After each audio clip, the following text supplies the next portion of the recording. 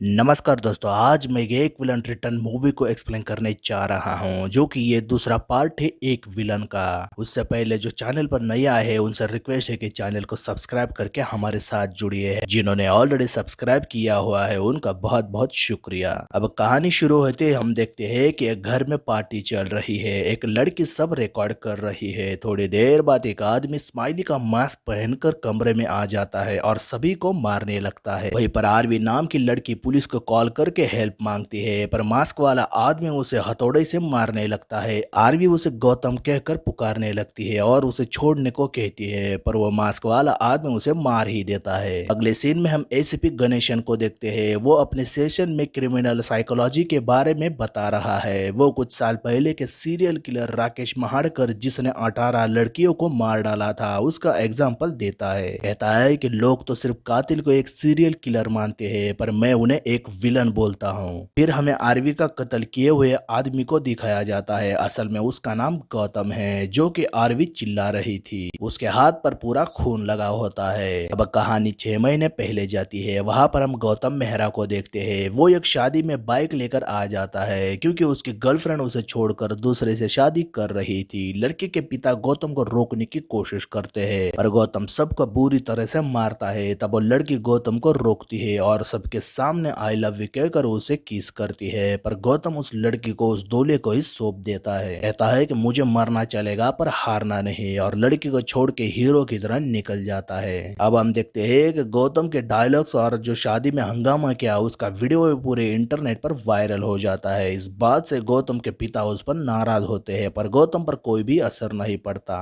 अब वो उसके क्रेडिट कार्ड को बंद करवा देते हैं। गौतम इस बात से बहुत चिढ़ जाता है। उनके साथ वाला थापर बताता है कि लड़की वालों ने गौतम पर केस किया है। गौतम के पिता शहर के बहुत बड़े बिजनेसमैन हैं, इसलिए वो इस केस को दबाना चाहते हैं। वही गौतम को इंटरनेट पर वीडियो दिखाई देता है कि जहाँ एक लड़की गौतम के चेहरे का मास्क लगाकर गौतम ने शादी में जाके जो हंगामा किया, कई सारे डायलॉग बोले, उसका उस लड़की ने रैप के तौर पर गाना गाने शुरू कर दिया था। असल में वो लड़की आरवी मल्होत्रा है, जिसे हमने पहले सीन में देखा था। अगले दिन गौतम एक म्यूजिक फेस्ट में जाता है। वहाँ आरवी परफॉर्म करने वाली है। गौतम इसे मिलकर कहता है कि तुम मेरे वजह से फेमस हो गई हो, मुझे थैंक यू तो कह दो, पर आरवी उसे इग्नोर करने लगती है। वही आरवी से एक बड़ी स्टार किरण आ जाती है। आरवी उसे कहती है कि वो उसकी बहुत बड़े फैन है, पर वो आरवी उसे छोड़कर गौतम के पास चली जाती है, क्योंकि वो ऑलरेडी गौतम की दोस्त होती है। इस बात से आरवी बहुत चिढ़ जाती है। अगले दिन किरण का परफॉर्मेंस होने वाला है, पर हम देखते हैं कि गौतम स्माइली वाला मास्क पहनकर देर रात उस किरण के कमरे में आ जाता है और उसे डराने लगता है, और खुद ही उसके सामने आकर उसे बचा ले जाता है, जिससे वो अगले दिन परफॉर्मेंस ना करे और आरवी को मौका मिले। आरवी इस बात से बहुत खुश होती है। अब गौतम की मदद से आरवी कल रात का परफॉर्मेंस अकेली ही करती है, जिससे लोगों में उसकी पहचान बढ़ जाती है। अब आरवी और गौतम के बीच प्यार शुरू हो जाता है। अब एक दिन आरवी अपने पापा के बारे में बताने लगती है कि उसके पापा एक क्लासिकल सिंगर है, बालकृष्ण शास्त्री। असल में बालकृष्ण शास्त्री शहर के जाने माने सिंगर है। गौतम भी उन्हें जानता है, पर वो ये नहीं जानता कि आरवी उसकी बेटी है। आरवी आगे बताती है कि शास्त्री ऑलरेडी शादीशुदा थे, पर उन्होंने उसकी माँ से शादी की, उसे अपनाया नहीं, और जब माँ मर गई तब वो अकेली रह गई। अब उसका एक ही सपना है कि वो अपने पापा के सामने उनसे बेहतर गाना गाकर सबके सामने उनसे कहलवाऊं कि वो आरवी उसकी बेटी है। गौतम आरवी की बातों से इमोशनल होता है, पर अगले दिन ही गौतम चुपके से बालकृष्ण शास्त्री का सच इंटरनेट पर वायरल करता है और आरवी को बिना बताए वहां से चला जाता है। अब न्यूज में बालकृष्ण का सच सब लोगों को पता चलता है। वो आरवी को एक्सेप्ट नहीं करता। मीडिया उसे कहता है कि सब कुछ झूठ है। आरवी ये देखकर बहुत निराश हो जाती है, पर हम समझ जाते हैं कि गौतम ने यह सब बदला लेने के लिए जानबूझकर किया है, क्योंकि आरवी ने गौतम के शादी वाले वीडियो के डायलॉग बनाए और उसे गाना गाकर इंटरनेट पर वायरल कर दिया, जिससे गौतम के पिता गौतम से नाराज हो गए थे और गौतम को यह बर्दाश्त नहीं हुआ और उसने ठान लिया कि वो आरवी से बदला लेगा।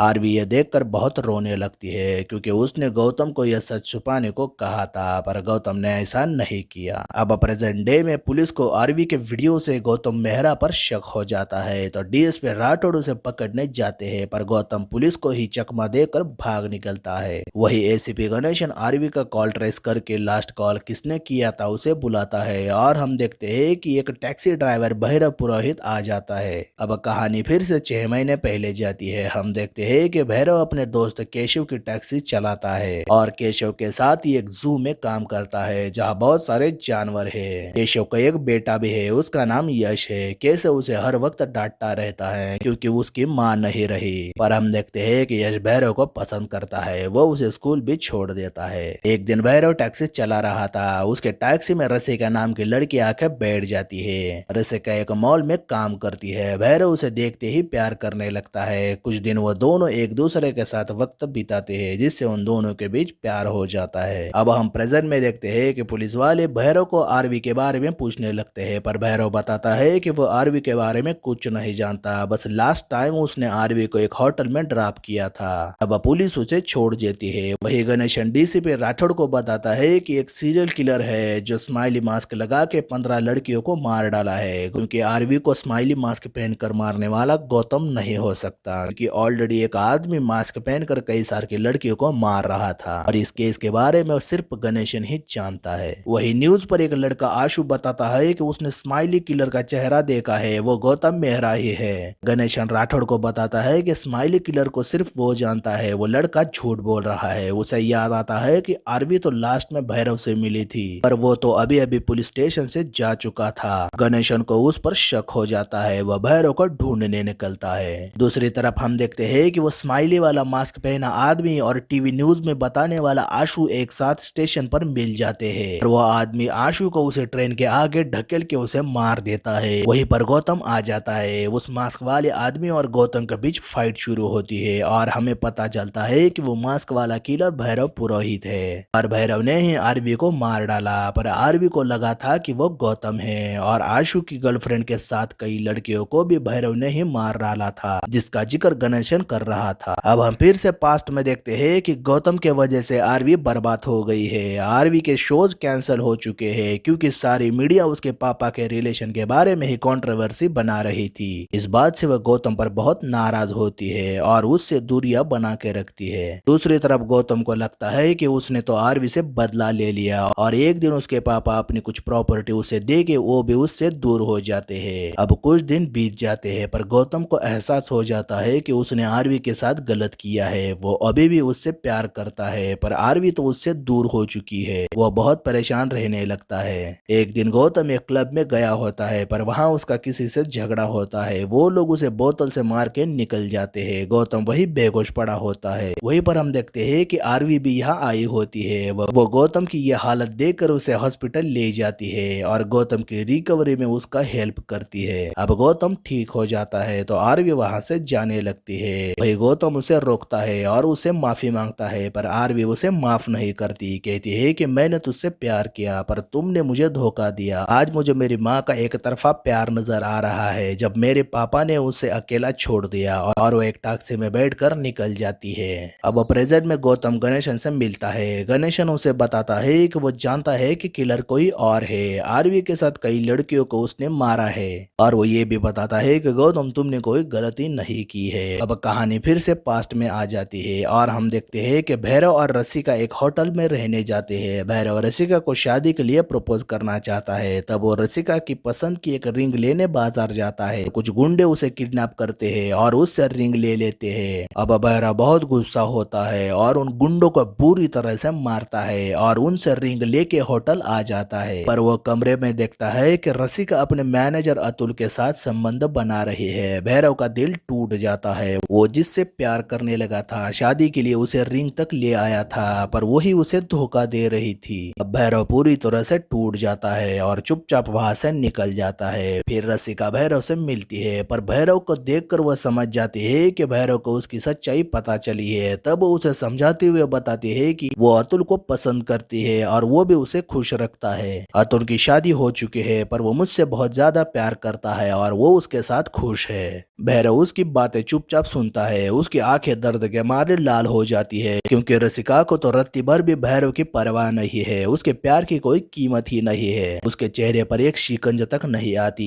वही उसके टैक्सी के आगे एक लड़का टकराता है और टैक्सी में बैठ जाता है। ये लड़का आशु है, जिसे भैरव ने मार डाला है। आशु बहुत परेशान होता है क्योंकि वो एक पूजा नाम की लड़की से प्यार करता है और पूजा ने उसे धोखा दिया। तभी आशु को पूजा दिख जाती है। वो गाड़ी से उतरकर उसके सामने जाता है, उसे गिड़गिड़ाते हुए मनाने लगता है, पर पूजा उसकी एक भी बात नहीं सुनती। गाड़ी में रसिका भैरव से कहते हैं कि हर कोई एक तरफा प्यार करके गिड़गिड़ाता है, एक और पोपट ऐसे ही रोता रहेगा। सिर्फ फिल्म में ही हीरो जीत के लड़की ले जाता है, पर रियल जिंदगी में विलन लड़की ले जाता है। और भैरव तुम देख लेना, ये लड़की इसको छोड़ के दूसरे लड़के के पास जाएगी और ये बेवकूफ का बेवकूफ ही रहेगा। भैरव को बहुत गुस्सा आता है, वो बाहर जाकर पूजा को जान से मार देता है और तब से डिसाइड करता है कि प्यार में धोखा देने वाली किसी भी लड़की को वो नहीं छोड़ेगा। और तभी से वो कई सारी लड़कियों को मार देता है और अपने जू लाकर उन्हें मशीन से काट कर उनके टुकड़े जू के शेरों को खिला देता है। वो एक भी सबूत नहीं छोड़ता और उसी बीच आरवी उसके टैक्सी में बैठ गई थी। भैरव ने गौतम को गिड़गिड़ाते देखा था और सेम बाकी लड़कियों की तरह ही भैरव ने उसके घर जाकर आरवी को बुरी तरह से मार दिया था। और हम देख पाते हैं कि रसिका हर वक्त भैरव के साथ रहती है। जब जब भैरव ने कोई खून किया है, रसिका हर वक्त उसे उकसाने लगती है। अब प्रेजेंट में ऑफिसर चेतना गणेशन को कॉल करके बताती है कि फेसबुक पर एक आदमी ने कई बार आरवी का गाना सुना है और स्माइली कहकर उसे कमेंट किया है। उसका नाम केशव राणे है, जो कि एक जू में काम करता है। और हमें पता चलता है कि ये केशव राणे वही है जो कि भैरव का दोस्त है। गौतम यह सुनकर जू की तरफ निकल जाता है। वही भैरव गणेशन के घर आकर उसे टॉर्चर करता है और बताता है कि उसने आरवी को नहीं मारा, वो अभी भी जिंदा है और वो उसे भी मार देता है। दूसरी तरफ जू में हम आरवी को देखते हैं। भैरव ने उसे कमरे में रखा है, वो भागने की कोशिश करती है। तभी भैरव आकर उसे वापस कमरे में बंद करता है। वही केशव भैरव को देख लेता है। उसे भैरव की सच्चाई पता चलती है और ये भी पता चलता है कि उसका बेटा यश भैरव का साथ दे रहा है, पर भैरव केशव को भी मार डालता है। वही गौतम पुलिस से बचते हुए जू पहुंच जाता है, पर हम देखते हैं कि भैरव केशव के हाथ में स्माइली मास्क रखता है। वही पुलिस भी आ जाती है और उन दोनों को पकड़ लेती है। वो जू की तलाशी भी लेती है, पर उन्हें वहां पर एक लड़की की लाश मिलती है, पर वो आरवी नहीं होती। और पुलिस को वहां पर सिर्फ केशव के ही सबूत मिल जाते हैं, क्योंकि भैरव ने ऑलरेडी प्लान किया होता है। अपने सबूत मिटा के केशव के सबूत छोड़ देता है, जिससे पुलिस मान लेती है कि केशव ही सीरियल किलर है। आरवी की तलाशी लेने पर भी पुलिस को वो नहीं मिलती, क्योंकि भैरव ने उसे छिपा के रखा है। और पुलिस केशव के बेटे यश को भी पूछताछ करती है। वो पुलिस को झूठ बताता है कि सारे खून उसके पापा केशव ने किए हैं और केशव उसे भी मारने वाला था, पर भैरव भैया ने उसे बचा लिया। माँ के मरने के बाद पापा कई लड़कियों को यहाँ लाकर मार देते और जानवरों के सामने मांस काट कर रख देते। आखिर पुलिस को केशव के खिलाफ ही सारे सबूत मिलते हैं, इसीलिए केस बंद किया जाता है। भैरव और गौतम के खिलाफ कोई सबूत नहीं मिलता, इसलिए उन दोनों को छोड़ दिया जाता है। अब भैरव पुलिस स्टेशन से बाहर आता है, पर हम देखते हैं कि रसिका भैरव को गले लगाती है और उसे खून खराबा बंद करने को कहती है, पर भैरव उसकी बात नहीं मानता और जू आकर आरवी को मारने लगता है। पर आरवी जैसे तैसे भागने लगती है। रसिका भैरव को जानबूझकर उकसाने लगती है कि वो कुछ नहीं कर पाएगा। तब भैरव आरवी का पीछा करता है। वहीं पर गौतम आ जाता है और उन दोनों के बीच बुरी तरह से फाइट हो जाती है। पर हम देखते हैं कि गौतम जोर जोर से हंसते हुए कहता है कि भैरव यह कोई रसिका नहीं है, वो तो तेरा एक वहम है, उसे तो तूने खुद मारा है। और हमें पता चलता है कि जब रसिका ने भैरव को धोखा दिया, तब उसने गुस्से में आके उसे ही मार दिया था